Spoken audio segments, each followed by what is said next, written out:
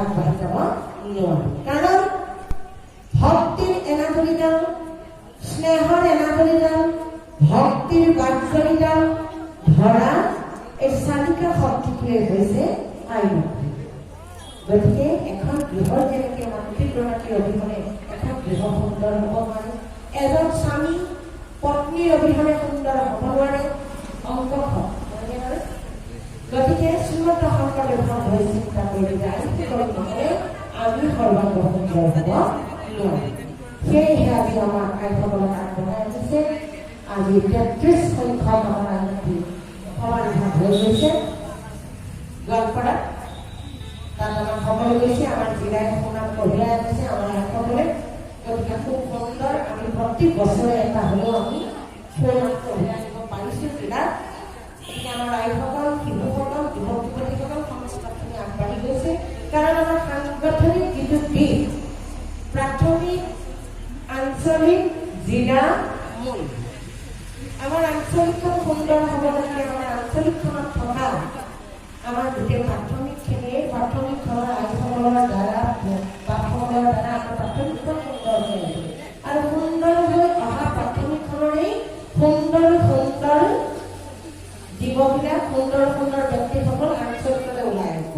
আৰু আঞ্চলিকত আহি অংশগ্ৰহণ কৰি সুন্দৰ যদি হয়, তাৰ পৰা আকৌ কি হ'ব, জিলালৈ যাব। আৰু জিলাত যদি পদুম ফুল ৰুই ভৰি ফুলাব পাৰোঁ, তেতিয়াহ'লে মূল সংঘত আমি জিলিকি থাকিব পাৰোঁ। পুৰস্কাৰৰ কথা। কিন্তু আমাৰ যি জিলাত আমিও পাৰদৰ্শিতা হ'ব পৰা আমাৰো ব্যক্তি আছে, তাৰ অকণমান হ'লেও আমি জাননী দিব পৰা আমাৰ ক্ষমতা থাকিব। সেইকাৰণে আমাৰ এই প্ৰধান উদ্দেশ্য আৰু লক্ষ্যই হৈছে আমাৰ আই মাতৃসকল। সেইকাৰণে এখন গৃহ সুন্দৰ হ'বৰ কাৰণে আই মাতৃ দৰকাৰ। আৰু ঠিক সেইকাৰণে ভগৱন্তই প্ৰথম সৃষ্টিতে তিনিজনক সৃষ্টি কৰিছে। সত, ৰজ, তম। সতত কৰিছে বিষ্ণু, ৰজত কৰিছে ব্ৰহ্মা, আৰু তমগুণত কৰিছে ৰুদ্ৰ।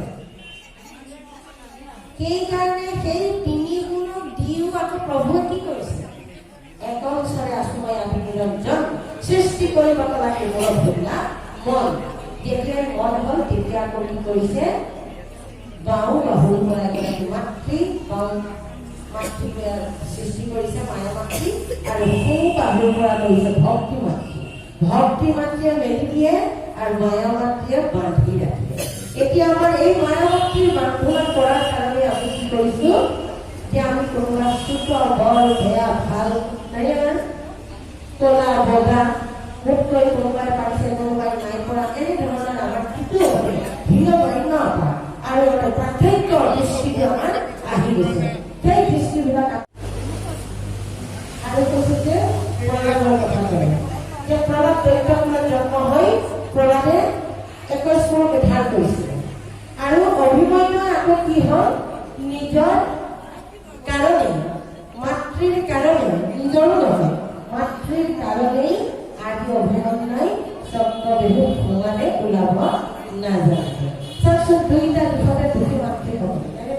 এগৰাকী মাতৃয়ে এটা ভাগৱত জন্ম কৰিছে, আৰু এগৰাকী মাতৃৰ কাৰণে অল্প আয়ু, সন্তানৰ সম্পূৰ্ণ আয়ু নাপালে আধাতেই তেওঁ মৃত্যুবৰণ কৰিবলগীয়া হ'ল। কয়াধুৱে কি কৰিলে জানেনে, অসুৰ এগৰাকী সতী নাৰী।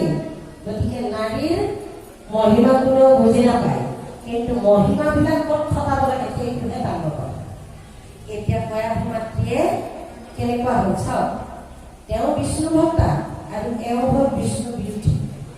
তেওঁ যেতিয়া দেউতাকৰ ঘৰৰ পৰা আহিছিল, বিষ্ণুমূৰ্তি লৈ আহিছে, চাদৰৰ আচলৰ লগত লুকুৱাই আনিছে, আৰু সেইটো নিজৰ ৰুমত একাষৰীয়াকৈ লুকুৱাই থৈছে, বিদেশী গম নোপোৱা সদায় চোৱা। এতিয়া আমাৰ সময়ত কোনোবাই যদি প্ৰশ্ন কৰে যে কিয় স্বামীৰ যি ধৰ্ম সেয়াহে পালন কৰিব লাগে, তেওঁ স্বামী ধৰ্মই পালন কৰিছে। কোন স্বামী? হে কৃষ্ণ স্বামী সেৱা কৰিছে, নহয় জানো?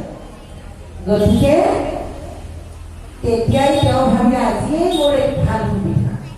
সেইকাৰণে কৰে, হে স্বামী তুমি ইমান ডাঙৰ এটা বৰ ল'বলৈ ওলাইছা, মই বহুত সন্তুষ্ট আৰু ময়ো প্ৰাৰ্থনা কৰিছো সেই দেৱতাক যে তোমাৰ বৰ সাফল্যমণ্ডিত হৈহে তুমি ইয়ালৈ ঘূৰি আহা।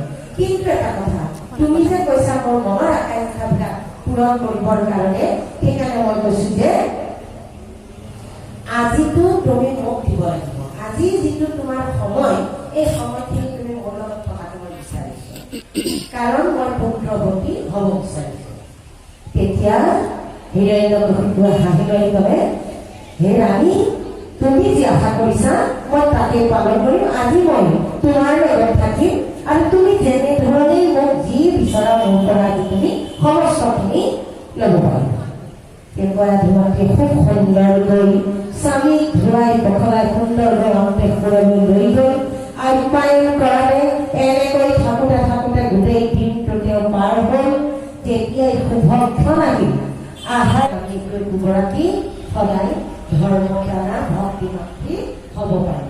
যে কি দিছে ঈশ্বৰে নাভাবিব যে মই নাই পোৱা, আমি প্ৰত্যেকৰে আছে।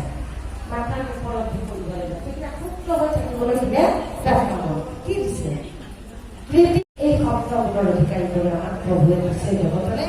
গতিকে আমি সকলোৱে নিজৰ বাহিৰেও, আমাৰ নিজৰ ঘৰখনৰ বাহিৰেও আৰু সমস্ত ওচৰ চুবুৰীয়া আৰু আমাৰ প্ৰাথমিকখনৰ লগতে গাঁওখনৰ লগতে আমাৰ ওচৰে পাজৰে থকা আমাৰ প্ৰাথমিক আঞ্চলিক জিলা মূললৈকে যাতে আমি সমানে আমাৰ হাত উজান দি আমি শ্ৰীমন্ত শংকৰদেৱ সংঘক বিশ্ব দৰবাৰত প্ৰতিষ্ঠিত কৰিব পাৰো। তাৰেই উদ্দেশ্য আৰু লক্ষ্য এই কল্যাণ শাখাৰ। সেইকাৰণে সেই মাতৃসকল কথা গৈ থাকিলে ঢেৰ গৈ থাকিব, কিন্তু আমাৰ সীমিত সময়।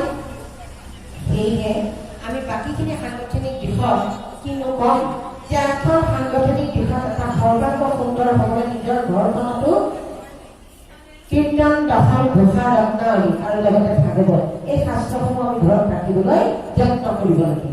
তাৰ মাজেৰে যাতে আমি সন্তানসকলক কিবা এটা দেখুৱাব পাৰোঁ। আমাৰ ঘৰখনত গুৰু গৃহ এটা আমাৰ ঘৰত থাকিব লাগে, যাতে আমি পুৱা আৰু গধূলি একো নাজানিলেও তাত গৈ এটা প্ৰাৰ্থনা গাব পাৰোঁ।